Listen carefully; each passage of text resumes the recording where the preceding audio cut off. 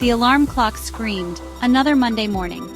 Sarah hit snooze, her head pounding a familiar rhythm of dread. She dragged herself to the shower, the lukewarm water doing little to wash away the Sunday night blues. Her reflection in the mirror stared back, tired eyes, forced smile. Another day at the corporate grind. Sarah was living the life she thought she wanted.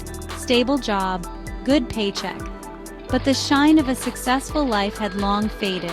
The work felt meaningless, a never-ending cycle of spreadsheets and meetings. She was drowning in a sea of corporate jargon, her creativity slowly suffocating. Every day felt like a performance. Smiling for her boss, nodding at colleagues, pretending to care about quarterly reports. The charade was exhausting. Sarah felt like a fraud, her true self buried under layers of corporate expectations. The worst part? She was good at it. "You have such a bright future here," her boss would say, completely oblivious to the quiet desperation in Sarah's eyes. The golden handcuffs of a good salary and the fear of the unknown kept her chained to a life she no longer wanted. Deep down, buried beneath the weight of responsibility and societal expectations, flickered a dream, a tiny, fragile flame of hope. Sarah had always loved to write. Words were her escape, her sanctuary. As a child, she would spend hours lost in worlds of her own creation. Notebooks overflowed with fantastical stories and heartfelt poems. Writing was her solace, her way of making sense of the world. But somewhere along the way, practicality had taken over. Writing was a hobby, a frivolous pursuit. It couldn't possibly be a real career, could it? The thought of financial instability terrified her. Still, the dream persisted. It whispered to her in the quiet moments before sleep, tugged at her heartstrings during long commutes. Sarah would find herself daydreaming, her pen scribbling furiously in a notebook during lunch breaks. The email came on a Tuesday, a bland subject line hiding the life-altering message within. Organizational restructuring.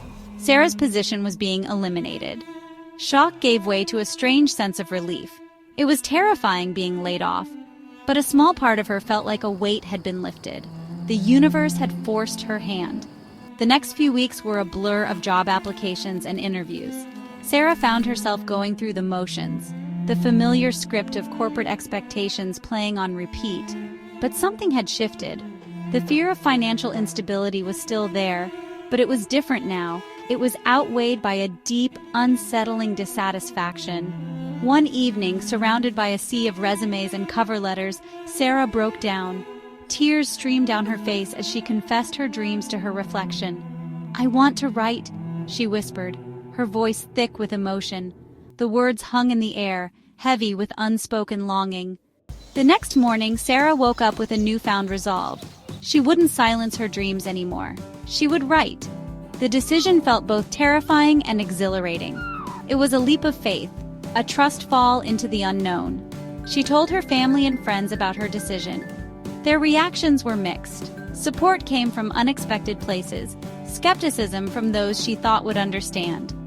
"Writing is a tough field," they cautioned, their voices laced with concern. "Are you sure about this?" Sarah understood their worries. She was scared too, but there was a different kind of fear now. The fear of regret, of wondering what if. That fear was far more powerful.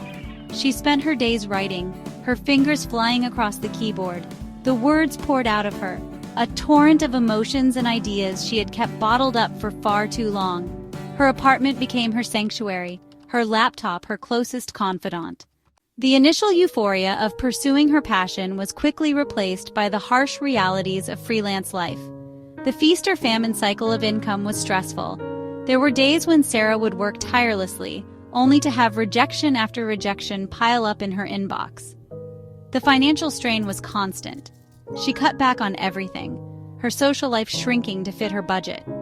Dinners out with friends were replaced by ramen noodles at home. Designer coffee became a distant memory. The doubt crept in like a thief in the night. Was she good enough? Was this all a huge mistake? The fear whispered insidious doubts, threatening to extinguish the fragile flame of her dream. There were moments when Sarah considered giving up, going back to the safety and security of the corporate world. But then she would look at her work, at the stories she was bringing to life, and she knew she couldn't turn back. This was her path, even if it was paved with uncertainty and sacrifice.